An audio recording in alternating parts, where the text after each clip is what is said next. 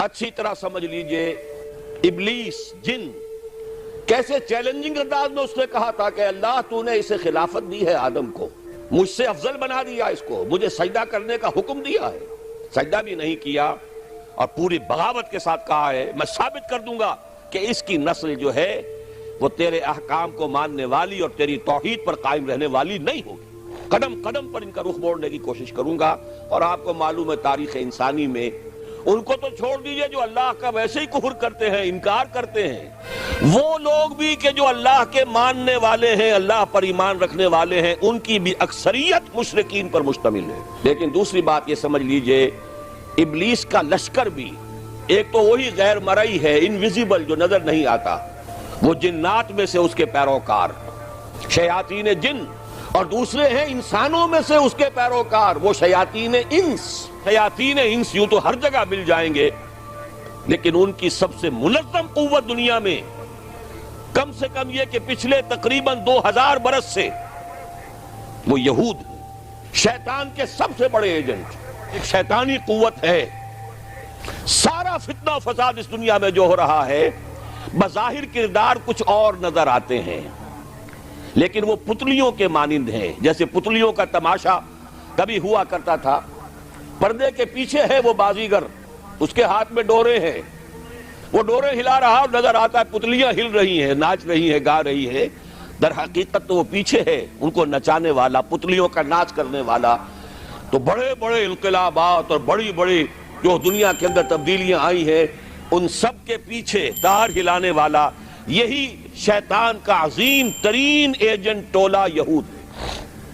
اور اس وقت پھر وہ میرے ساتھ کسی کو شریک نہیں ٹھہرائیں گے۔ آج کس کو ٹھہرایا ہوا ہے؟ ہم تو در حقیقت نہ معلوم کتنے معبودوں کی بندگی اس وقت کر رہے ہیں کہ ایک سیلاب آ رہا ہے نیو ورلڈ آرڈر کے نام سے،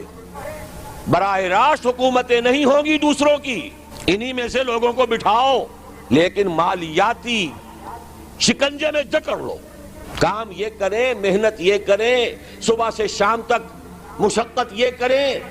اپنے سودی نظام سے، اپنے ورلڈ بینک سے، اپنے IMF سے ان کی محنت اور ان کی کمائی کی ملائی کھینچتے چلے جاؤ، چھاچ ان کو بھی دیتے رہو۔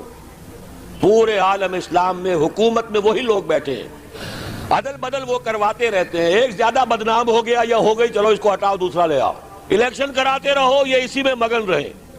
الیکشن ممبری کرسی صدارت بنائے، خوب آزادی نے پھندے، لیکن لگائے رکھو، انہیں کرکٹ کے میچ میں الجھائے رکھو، دیکھتے رہے صبح سے شام تک بیٹھے ہوئے، انہیں پتہ ہی نہ چلے کون ہمارا خون چوس رہا ہے، کتنی جوکیں لگی ہوئی ہیں میرے جسم کے ساتھ اور وہ میرے خون کو چوس رہی ہیں، انہیں پتہ ہی نہ ہو، مست رکھو۔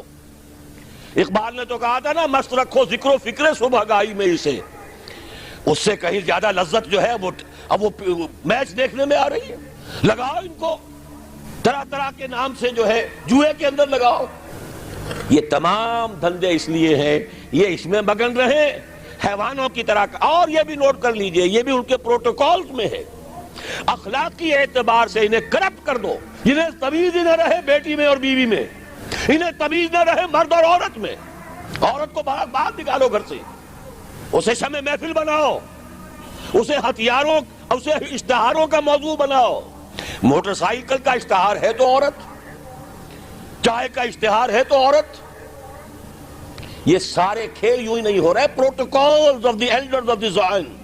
یہ پورا پیکج ہے، انسان کو حیوان بناؤ، جنسی اعتبار سے حیوان، کام کرو،